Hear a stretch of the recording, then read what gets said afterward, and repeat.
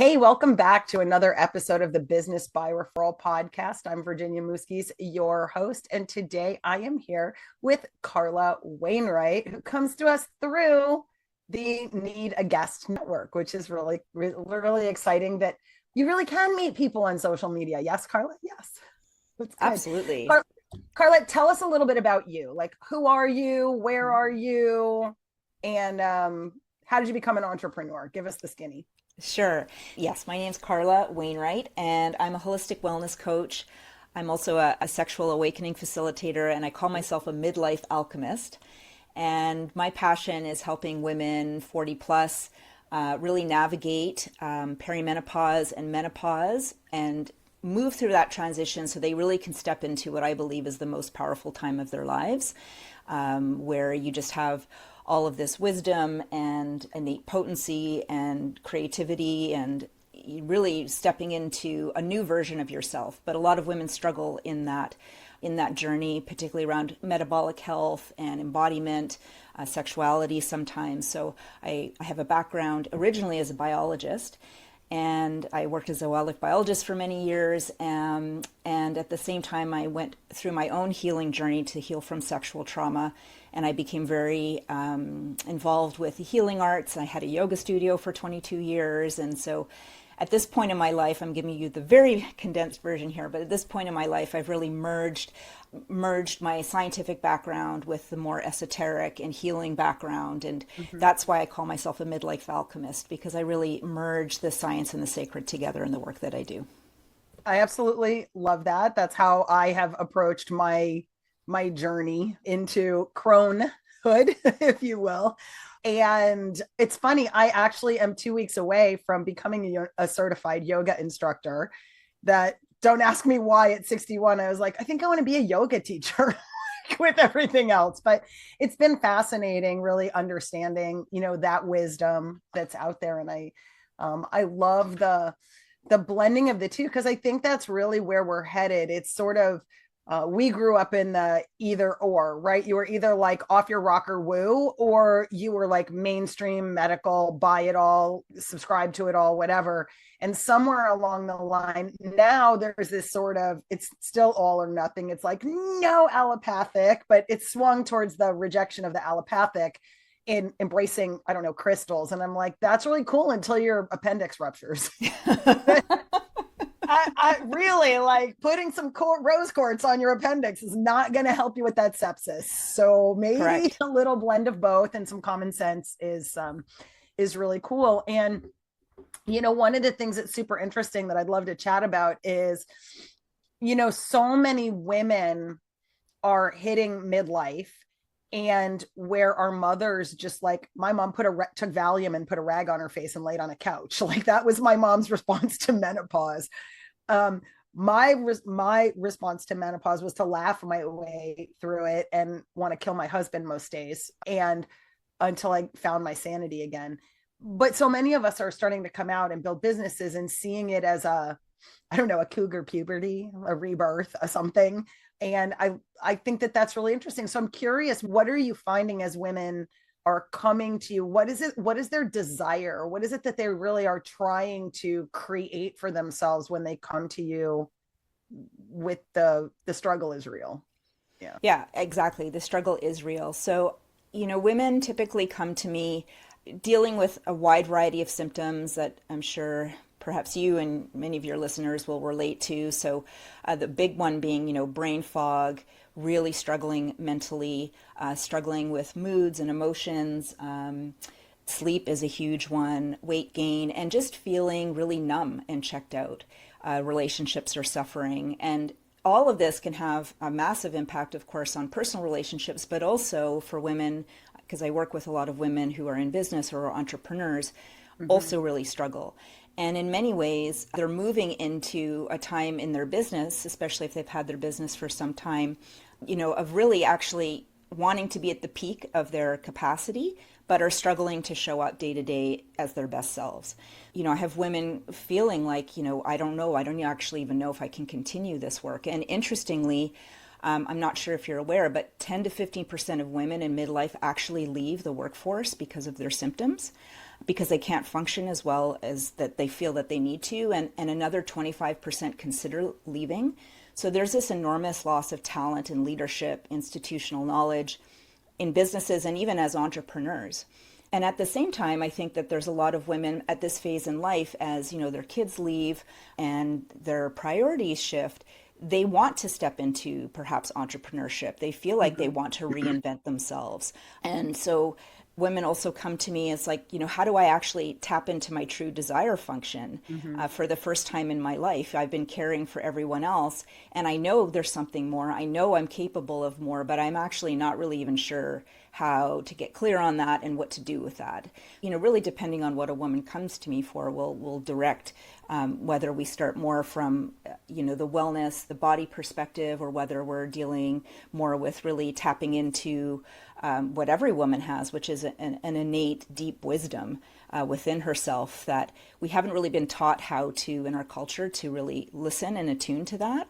So, one of my passions is really helping women awaken to that generative life force, that I call it the creatrix energy, and really be able to listen to that, tap into that, and then manifest from that space. I love that. One of the things that's been really interesting for me is my whole life is I've been kind of a driver. So I have a very, very, very strong masculine driver, which was like necessary because blah, blah, blah, childhood dysfunction. We don't need to go into that. What has come out for me in over time, which is what I think you probably guide women through, is I've just quit trying to figure it out. And I'm more like, okay, just show me. Like, so when I get up in my head and I'm like, I got to figure it. I don't know. I need to know. I just take a breath and I'm like, okay, just show me. And then I walk away and then suddenly things fall in place and I go, oh, okay. Like, it's amazing how this intuition, this intuitiveness in women is actually kind of crippled by the binary 0-1, got to figure it out. Like what I would call the solar cycle. We get jacked up in the solar cycle, and the lunar cycle is actually where our answers lie. And we're so pulled from that. Yeah, I absolutely agree. And I think that's, that is part of a culture that has been that way for hundreds if not thousands of years, that women have, and especially in modern times, have really tried to fit into this sort of junior masculine and putting herself, trying to achieve and work and really be in the world from this place of a more masculine way of moving through the world things. When a woman is, of course, we're cyclical. And I love how you said the moon, like there's the phases of the moon, and the intuition is a really deep part of that. And so, yeah, I think it is really important for women. And I wish that we would teach our daughters this, because it's not something that, we should be waiting until we hit perimenopause or menopause to figure out. I mean, certainly if I had been more attuned into my menstrual cycles when I was younger and how to use those more effectively in my life in terms of when I would be at peak energy and be able to be more outgoing and leverage that in some ways, and the times I needed more rest rather than pushing through all of the time, I think that we would be entering into this phase of being the sage, the wise woman, the crone, with so much more ease and so much more clarity, rather than kind of getting to this point where it's like, I have no idea what's going on and I don't know what to do. But don't you find that again, this goes back into the blending of the solar and the lunar energy, right? Is one of the things that's super interesting about just being a young woman, being in the mother years, right? The mother phase where you're having menstrual cycles. During those phases when you should be resting, you're not allowed to rest because our days are set up like as solar days. And like even on your days off of quote unquote work, right? Paid work, you still come home on the weekends and then you have household work. And so that work, oh, it's daylight, I'm working. It's nighttime, I do nothing. I noticed this in my husband, right? My husband wakes up at the crack of dawn. He goes out and works. The sun goes down. He's done for the day and no apologies. I'm still doing dishes. I'm still like, and so feeling like what started to happen for me is I just look at him and I'm like, gosh, I'm so tired. So now he says to me, oh, honey, it's 7 o'clock. And he'll pour me a little half a glass of wine. And he like brings me my wine and he goes, now it's time to go to bed. So he's like literally starting to give me permission to go rest, to go be in my resting time. But we don't really get that as working mothers in particular, and entrepreneurial mothers and all of that. It's very hard. Yeah, and that's why we burn out. It's as simple as that. There is a complete clip. That's why we burn out. End of reel. So talk to me a little bit about, woman comes to you, she's dealing with sort of this solar cycle grind. She's not really following her own phase. The phases are all screwed up. I remember being 10 months without a period and then being like, no, you know? And then finding out that really doesn't matter much. Like there are still moments when you've got the flashes and the crying jags and the whatevers and the not sleeping. Like it just doesn't ever seem to end. But how do you work with women? Sort of what's the process of guiding a woman through this process? First, I'm just going to say I went 11 and a half months and then got another period. So, oh my God. Anyway, just when you think. I know, I was like, oh, no. Yeah. Anyhow, so yes, so when a woman comes to me, we always start with really identifying what her North Star is. So, what is it that she desires? Who is the person that she really wants to step into fully? And in many instances, a woman's actually never even thought about what that possibly could be. And so we spend time really getting clear on what is it that she wants to embody? Who is it that she's stepping into? And then, we spend time looking, or rather discovering, what the somatic, deeper objections to that are, because there always are some, right? Because if she had that desire and there were no objections, whether those are fears or other emotions or past experiences, whatever they are, if those didn't exist, she'd be able to step into that with pure ease.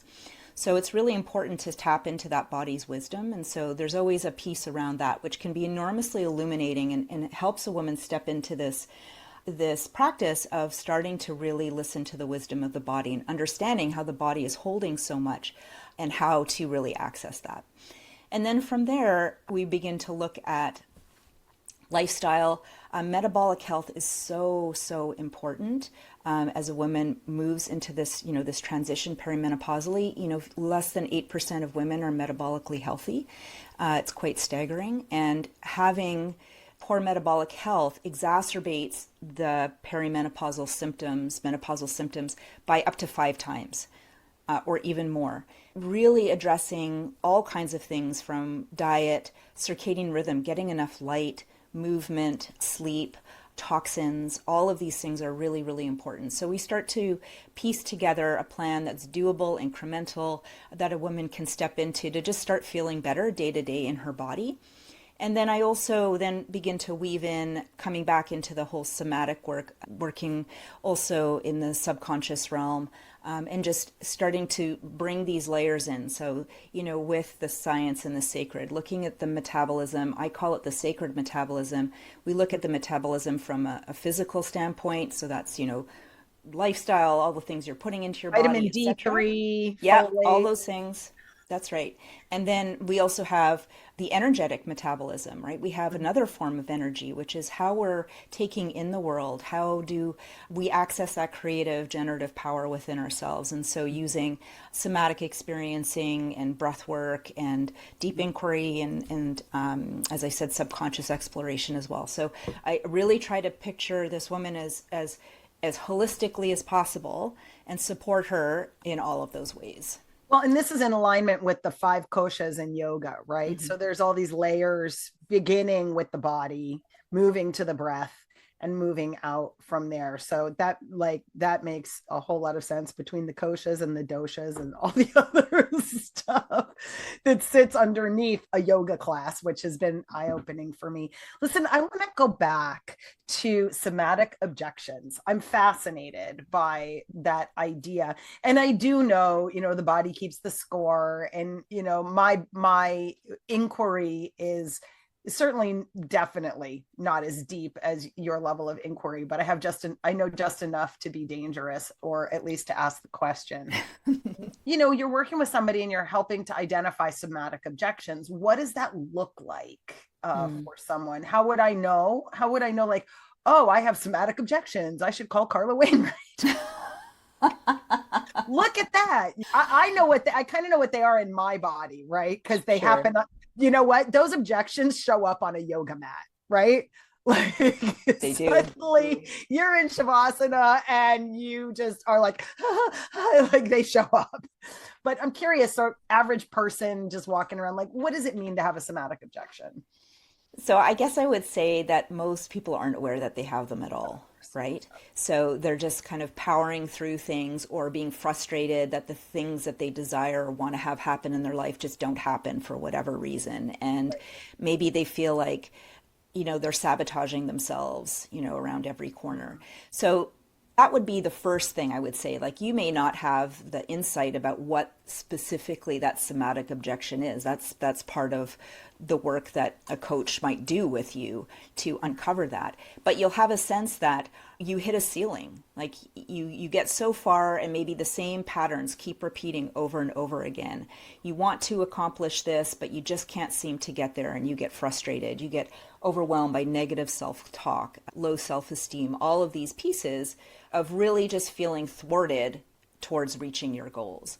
And so that is an indication. I mean, and I should say that every single one of us on the planet has somatic objections. Like, this is part of the human experience. There's nothing wrong with you. This is, in many ways, I think one of the real gifts is that because we have consciousness and we have the capacity to explore and reason and be curious, it's a real gift to recognize where we're experiencing limitations in our life and actually being curious and understanding where those limitations are perhaps living in your body, or what they're expressing, what are their needs, what are their purposes, and being able to transcend that.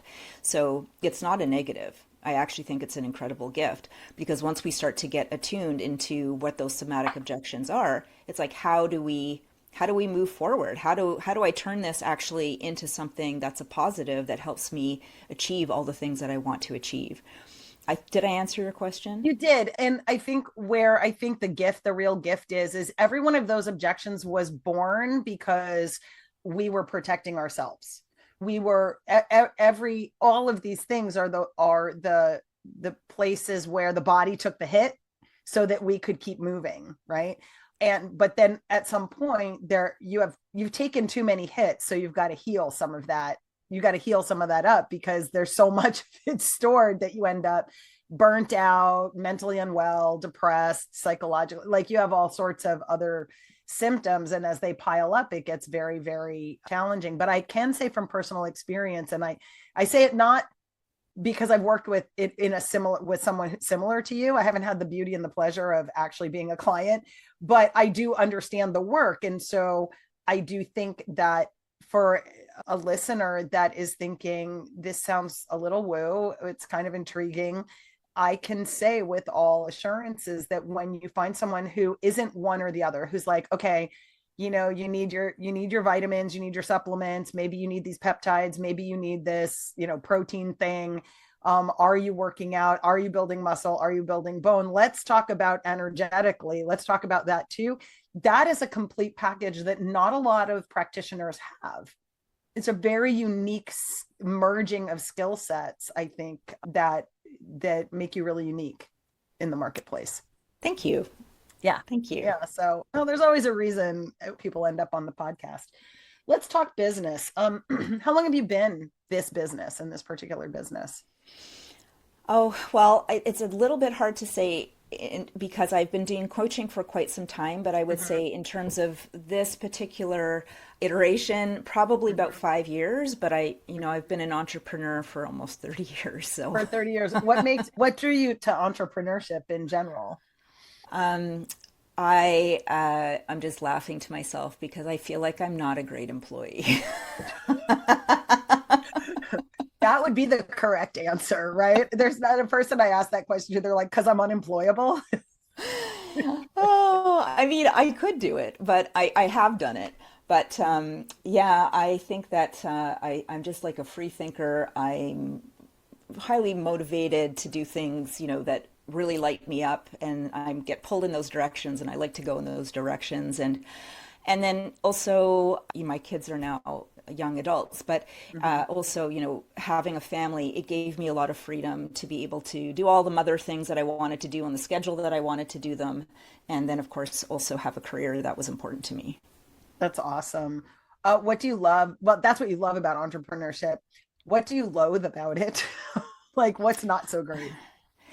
Sometimes it's really, I guess, a couple things. So sometimes, and that's entirely my own, Sure. lack of boundaries, but sometimes I'm not very good about having an end to a work day or evenings, weekends. So sometimes I feel like I'm just always available to myself, I guess. Hmm. And I 100% take responsibility for that. And then, of course, there's just the reality of not having a steady paycheck. And Hmm. so, particularly, when COVID happened and there were so many shifts, and then just not having a reliable income that was coming, biweekly, that can be stressful. Yeah, I definitely feel that way. And it's very difficult to create a new floor. So I have a gal in my network who wrote a book called Dancing on the Glass Ceiling. So it's what happens when your ceiling becomes your floor, right? And it's very difficult to turn that ceiling where you keep bopping your head into a floor that feels consistent, I think, as an entrepreneur.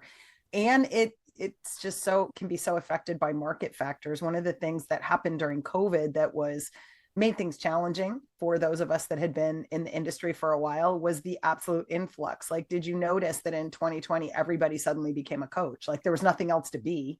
So everybody was Yes. coaching coaches on coaching coaches. I'm going to coach coaches on how to coach coaches to coach coaches. Yes. you know and it was like wow, right? So I think that made it difficult too, because everybody was sort of looking for a coach and wanting to be a coach, and maybe didn't understand. I teach a 7P process, which is like, do you know your people? Do you understand their pain point from their perspective? Do you know what they want you to promise them? Right? Do you know what the promised land is for them? Do you have a process, like 3 to 5 milestones that people can walk down and say, okay, you finished one, now we're going to do two. Okay, great. You got that outcome. We're going to get the next outcome. Do you have that?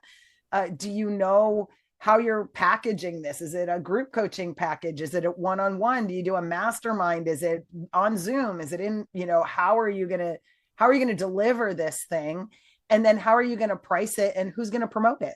Right? Like it was sort of like all of that, and finding out that a lot of us really just relied on our clients and people that we knew for word of mouth. And that sort of dried up when all of our clients decided to be coaches. What happened? The good news is that the trend is backing down. So lots of people that listen, I don't mean any disrespect, but lots of people that didn't develop those seven, that concept, that complete, like, this is what I do, who I help, that piece, they've gone back to work, or they've found something else that they're working on. And so I feel like we're starting to see the folks that are left are really, they're rooting in, and they're wanting more, and they're looking for people to help them overcome whatever emotional or energetic blocks they have, as well as develop the skill sets of building business. So I guess that's a good trend. Yeah, absolutely. I mean, being an entrepreneur is not for the faint of heart. It's not for everybody. And I think that it sounds really good, like, oh, I have freedom, and oh, I get to charge this rate, whatever. And it's not, it's amazing, but it's also really hard work, and it is not for everybody. So I think, you're absolutely right. Yes, I'm glad to see that it's kind of moving back into a different trend. Yeah, I think we're starting to shift into new places. We're also, benefit to you is we're also really starting to understand quantum physics, and we're starting to understand the ancient systems, and the, like, Ayurvedics, and chakra, and all these different sorts of modalities that have been used for millennia are starting to make sense. Like scientists are starting to make sense of it. And I think we're starting to reattach to the land. We're starting to, grow herbs and understand tinctures, and really realize that Doctors really are great for a crisis. They're great for an infection. They're great for that. But for managing some of the chronic challenges of our daily living, they really stink because side effects are not side effects. They're just additional effects, right? Like, right? They're like, I always love it. They're like, oh, you have a rash, take this. Your hair will fall out. You'll go blind. Your tongue you won't be able to feel your tongue. Your toes will get gangrene. You will like have diarrhea for the rest of your life, but you won't have a rash. Right. Side effects include, I'm like, no, those aren't side effects. Those are effects, possible effects that you will have in addition to maybe getting some relief. So I think there's, but people are starting to understand, I think the balance, and I think that works in your favor. What is your primary source of lead acquisition at this point? So how are you finding your prospects and going out and getting leads? I would say, I owned a yoga studio for 22 years. And so I, developed relationships with a lot of people at the studio. And so I still have those connections. And so from a local perspective, definitely having had a brick and mortar business, and, I ran retreats for years. So that also brings me in clients from other places. Those kinds of connections have been really powerful. And then word of mouth from those people has, I would say, probably been the primary way that clients come and see me. Okay, and I know you're podcast guesting at this point. So, hey, listener, if you have a podcast and Carla seems interesting to you, hit her up because she's making the circuit. What's happening with your podcast guesting? Is that getting you business, or is it giving you content? What is it doing for you? So I've gotten a couple of clients from being on the podcast circuit. I certainly would welcome more. That would be wonderful. I mean, one of my goals is to just expand my reach and have different people outside of, that circle that I have currently get to know who I am and perhaps be interested in what I do. And it's, one of the things I also love being about on a podcast, I love that you're calling it a circuit. I've never thought of it that way, but maybe it is. Yeah, I get to hone my message and get clearer about what it is that I offer and how to communicate that. So that's, I think, been a real positive. Yeah, I think it's been good. I've been doing this now probably consistently trying to be on podcasts for the past 8 months. And I think it's been a really positive experience. That's exciting. Are you doing any sort of like networking outside the podcasting, or, are you attending events or speaking on summits, or what else are you doing to connect with people? Yeah, so I have spoken at a few summits, and just not very many. And I do some networking events, but in person in my community. Mm-hmm. And where are you at? So I live in a city called Prince George in British Columbia, Canada. So it's about 9 hours north of Vancouver. It's the biggest city in northern BC, but it's still far away from Vancouver. It feels so far away. Yeah, that's crazy. So, well, cool. One thing that I could share with you that might be a powerful way that you could leverage these podcast things a little more is to invite the podcast hosts get a list of all the people that have been podcast hosts on the shows that you've been on, and create little mini networking masterminds. So you just say, hey, it was really exciting meeting you, and I met these other podcasters that I'd love to introduce you to. And then you introduce them around, and then you can ask them for referrals because they've got a whole list. The way you ask them for a referral is you actually look at the list of everyone they've ever interviewed. Okay. And you can probably get an AI like ChatGPT or Claude to create all of this, like as a resource for you, right? Like, hey, I was on this podcast. I need a list, like I need a little brief summary of more about the podcast host, and then a list of all the people that were on the show and what they do, right? So if you get that for all of those podcast hosts, then you can legitimately say, hey, ChatGPT, put these people in groups of 5 based on their podcast, their background, who they'd be looking to meet, like who would they want to meet, and it can group them for you. You can be like, hey, I'm just putting together a little network, and ChatGPT suggested you should meet these 5 people. I'm going to have you all together on a panel. You could live stream the panel if you wanted to make content out of the panel, solves your social media problem. you could just record it and then put it out there as a video if you don't want to live stream it, but just get some questions, some really cogent questions that are really more about what you want to know about them more than what they want to talk about, and potentially pick up clients that way and get referrals from them, because afterwards you can say, gosh, it was really nice having you on there. You know, I noticed you had Virginia Muzquiz on as one of your guests, and that's somebody I'd really like to meet. Would you be willing to make that introduction? Because now you've made a bunch of introductions, so you can ask them for that introduction. And that might be a way that you could proactively like network from far up north. It could be your winter plan. Never leave your house. Because there are so many ways to leverage podcast guesting. Yeah, I love that. That's very creative. Thank you. Yeah. It's definitely one of the top ways that I share with people that they can really, really leverage that opportunity. I mean, being on the show is great because you're going to get lots of PR, you can put it out there on your social media and all of that, and potentially attract people to you. And I think we often forget that behind every podcast is people. There's a person interviewing, and then there's all the people that have ever been guests ever. It's a little bit like having your own little personal LinkedIn, right? By looking at the podcast. That's another thing my VA does for me is if I'm on a podcast, she'll take the list of guests, put it into an AI, say, who of these people should Virginia meet? And then I go connect with those people on LinkedIn, and I might say something like, hey, Carla, you and I were both on Jenny Bellinger's What You Need to Grow podcast. And I thought it might be fun to connect. And usually I can start conversations that way as well. So connecting with the other guests on the show is another way that you could really use all that to build your own and expand your own network.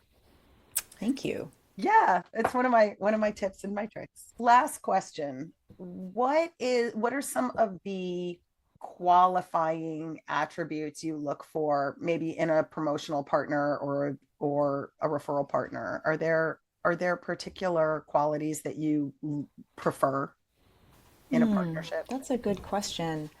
Well, I guess I'm wondering if I'm struggling with this question because I guess the first thing that came to my mind is, certainly I like to be connected to people who have a similar mindset about health, about wellness, and they don't actually even need to be working in that field, but essentially that, there's an alignment in terms of our values.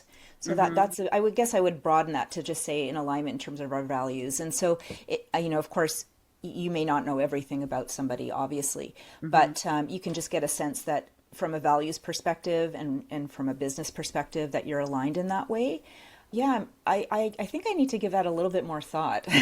Well, the cool thing about it, right, is it's just like looking for a great client. If you know who you want, who is your avatar, who's your ideal client, then you can find them.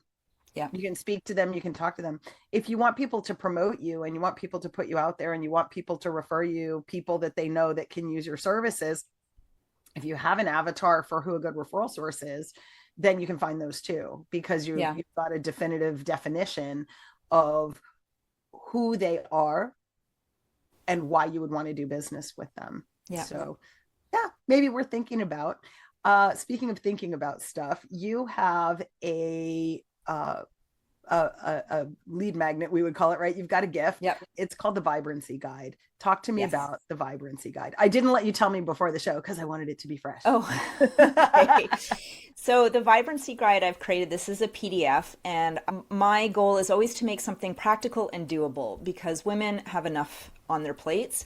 And everything, that she takes on needs to feel like I can succeed at this, and it creates some momentum. So this is intended to be a practical resource.